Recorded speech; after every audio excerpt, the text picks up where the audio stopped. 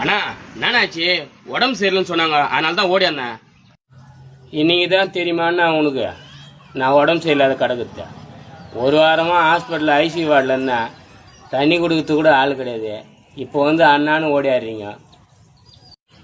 நான் கொஞ்சம் வேலையாக இருந்துட்டுண்ணா, அது இல்லாமல் வீடு வேறு கட்டி நிற்கிறேன் மேலே, அதனால தான் வர முடியலண்ணா.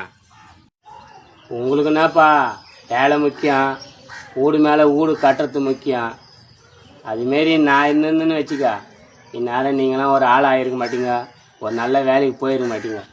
எனக்கு வர பாகத்தை கூட விற்று நம்ம தம்பிங்களை நல்லா படிக்க வைக்கணும், பிற்காலத்தில் என்னை நல்லா பார்த்துப்பாங்க, அந்த ஆசையில் எவ்வளோ பண்ணேன். டேய், இவ்வளோ சுயநலமாக இருக்கிறீங்களாடா. ஐசி வார்டில் தண்ணி கொடுக்கறது கூட யாரும் இல்லாத அனாதையாக பார்த்துக்காந்தண்டா. டேய், ஒரு எட்டு வந்து பார்த்துட்டு போனாடா கொஞ்சாடா போயிடுங்க.